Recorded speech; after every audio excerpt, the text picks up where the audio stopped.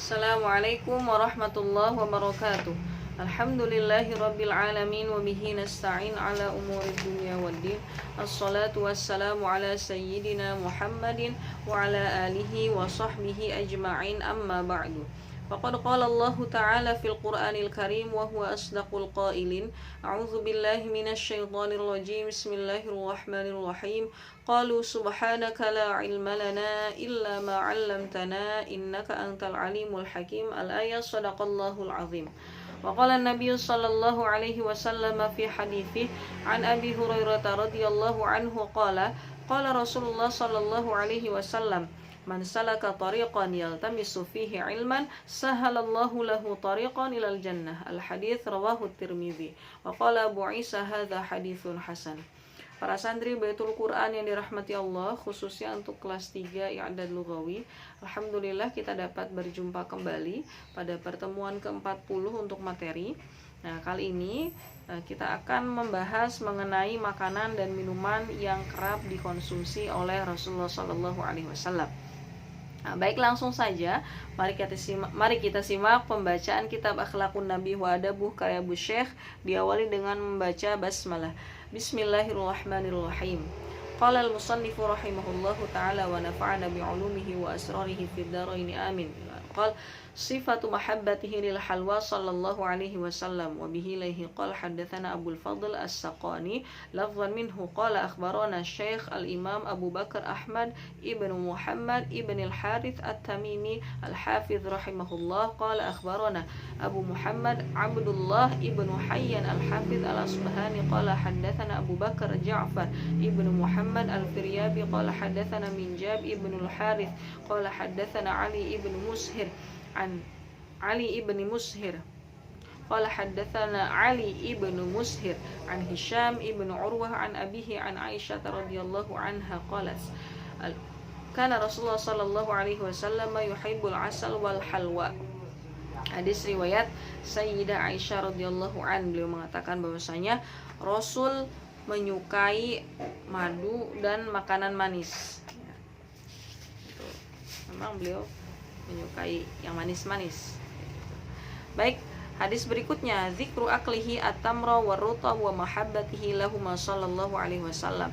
Mengenai kecintaan Rasul memakan kurma, baik kurma basah maupun kurma kering. Di sini rutab adalah kurma yang sudah matang. Wa bihi ilaihi qala haddatsana Muhammad ibnu al-Abbas ibnu Ayyub qala haddatsana Muhammad ibnu Abdullah ibnu Maimun qala haddatsana Ibnu Uyainah qala haddatsana Maulana man fawqa Mis'ar an Hisham ibnu Urwah an abihi an Aisyah radhiyallahu anha qalat ma akala Rasulullah sallallahu alaihi wasallam aklataini fi yaumin illa wa ihdahuma tamrun. Bahwasanya di sini riwayat dari Aisyah radhiyallahu anha, beliau mengatakan Rasul tidak pernah makan sehari 2 kali kecuali salah satunya dengan kurma. Nah, ini kebiasaan Rasulullah sallallahu alaihi wasallam. Ini mempertimbangkan juga karena memang beliau orang Arab dan kurma adalah salah satu makanan pokok di sana. Jadi wajar kalau beliau terbiasa untuk makan kurma setiap harinya, gitu ya.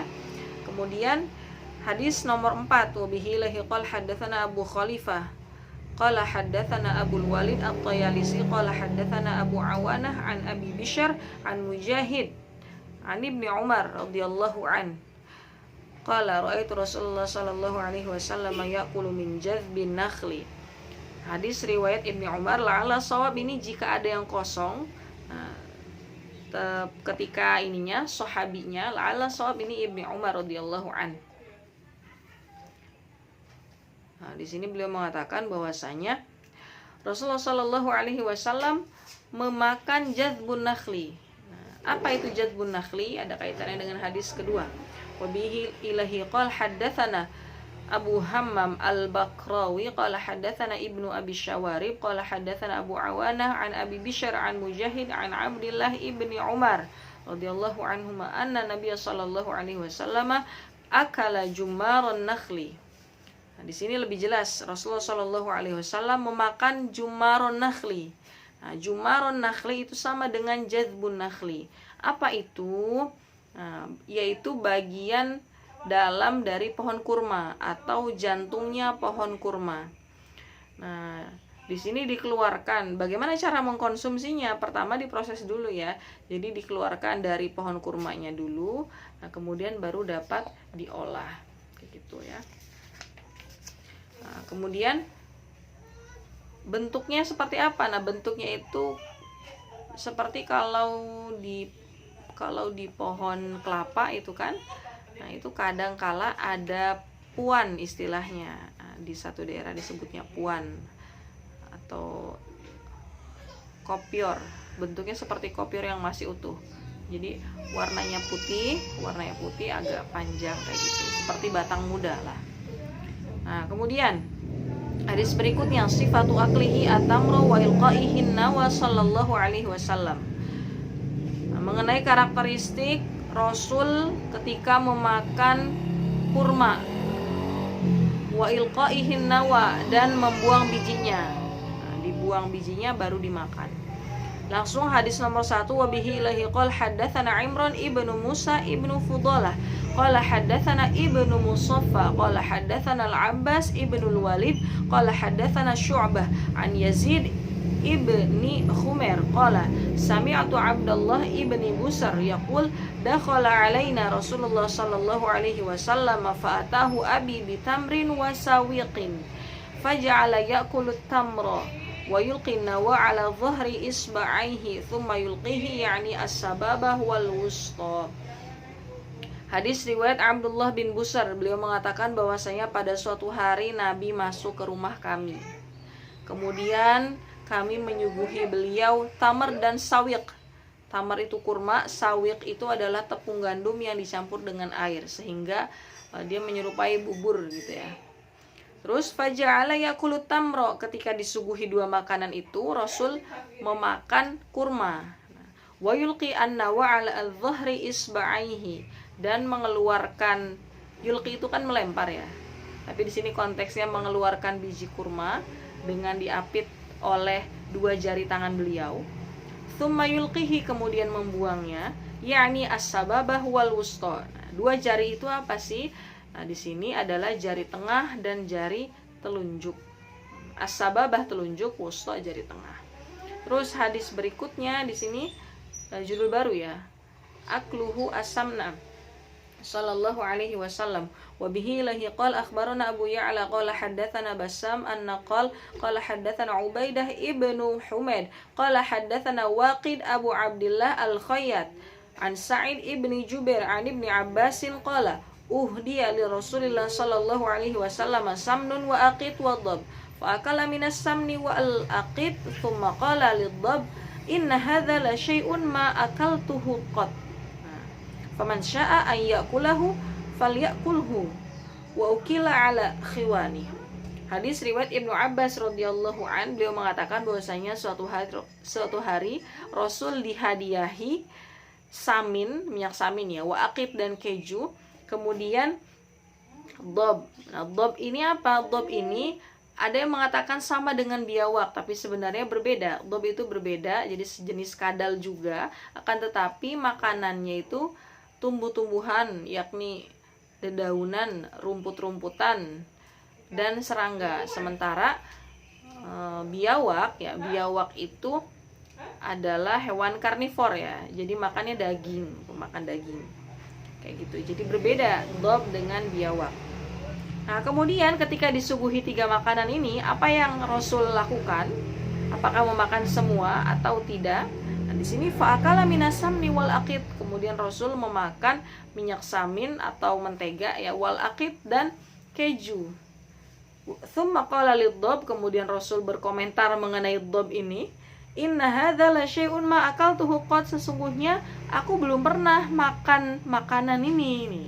Dhab ini aku belum pernah makan. Faman syaa an yakulahu falyakulhu, kalau misalkan ada yang mau makan, dia makan saja kayak gitu. Falyakulhu, silakan makan. Faukila ala khiwani, kemudian ya dimakan, tapi Rasul tidak ikut makan di atas meja makannya kayak gitu. Kemudian hadis berikutnya syurbuhu al-labna wa qawluhu fihi sallallahu alaihi wasallam. Jadi meminum susu dan berdoa sebelum minum susu. Nah, di sini hadis nomor 2 ya, hadis yang kualitasnya lebih tinggi. Wabihi lahi qala hadatsana Abdullah ibnu Abdissalam ibni Bundar qala hadatsana Yunus ibnu Abdil A'la qala hadatsana ibnu Wahbin qala akhbarani Ammar ibnu al-Harith an ibni Syihab an Ubaidillah ibni Abdillah an ibni Abbasin anna Rasulullah sallallahu alaihi wasallam syariba labanan thumma da'a bima'in fatamadmadha minhu thumma qala inna lahu dasaman. Hadis riwayat Ibnu Abbas, beliau mengatakan bahwasanya Rasulullah sallallahu alaihi wasallam syariba laban. Nah, labanan itu adalah susu, jadi minum susu. Thumma da'a bima'in, nah kemudian minta dibawakan air, fatamadmadha minhu. Nah, Rasul berkumur-kumur dari air itu, dengan air itu. Thumma qala, kemudian mengatakan innalahu dasam, sesungguhnya susu itu berlemak. Nah, sehingga ketika selesai meminum susu itu harus kumur-kumur untuk membersihkan lemak-lemak tadi. Kayak gitu. Nah, di sini yang berkaitan dengan judul, ada doanya, itu ada pada hadis nomor 1 riwayat Ibnu Abbas. Nah, beliau mengatakan bahwasanya Rasulullah Shallallahu Alaihi Wasallam bersabda, orang yang diberi makanan maka hendaklah berdoa, Allahumma barik lana fihi wa abdilna bihi ma huwa khair minhu. Sementara orang yang diberi minum, khususnya susu, silakan berdoa, Allahumma barik lana fihi wa zidna minhu. Kayak gitu. Nah, sementara doa yang sering kita pakai, Allahumma barik lana fi ma razaqtana wa qina adzabannar. Kayak gitu. Mau pilih doa yang mana ya dikembalikan kepada diri masing-masing ya. Silakan saja. Lanjut hadis terakhir. Syurbun nabidhi wa sifatuh. Syurbun nabidh wa sifatuhu. Nah, karakteristik meminum nabidh. Nah, di sini Rasulullah Shallallahu alaihi wasallam juga menyukai minuman manis, salah satunya nabidh. Nabidh itu adalah perasan air kurma, atau kalau sekarang ada yang mengatakan infus water ya. Nah, tapi nabidh ini ada polemik. Ada yang mengatakan tidak boleh makan nabidh karena dia kurma yang diendapkan gitu, yang difermentasi, sehingga nanti akan memabukkan. Nah, catatannya di sini nabidh itu boleh hukumnya diminum, boleh selama tidak berubah sifatnya menjadi memabukkan kayak gitu. Nah ya, baik, langsung saja mari kita simak pembacaan hadisnya. Wabihi lahi qala hadatsana Ubaidullah ibnu Abdurrahman ibnu Waqil qala hadatsana Muhammad ibnu al-Muthanna qala hadatsana Ats-Tsaqafi an Yunus anil Hasan an ummihi an Aisyah radhiyallahu anha qalat kuntu anbidhu li Rasulillah sallallahu alaihi wasallam fi siqain lahu nanbidhuhu ghudwatan fayashrabuhu isya'an wa nanbidhuhu isya'an fayashrabuhu ghudwatan. Nah, di sini hadis riwayat Aisyah radhiyallahu anha, beliau mengatakan bahwasanya aku pernah membuatkan nabidh untuk Rasul. Nah, fi siqain lahu, di wadah air beliau yang terbuat dari kulit. Nanbidhuhu ghudwatan, aku membuatnya malam hari, fayashrabuhu aku membuatnya pagi hari, fayashrabuhu isya'an, kemudian beliau minumnya di malam hari. Nah, wa nanbidhuhu isya'an, jika aku membuatkan beliau di malam hari, fayashrabuhu ghudwatan, maka besok paginya baru beliau meminumnya. Seperti itu ya. Baik, itu adalah hadis terakhir untuk pertemuan kali ini. Syukran katsir. Jazakumullah khair. Assalamualaikum warahmatullahi wabarakatuh.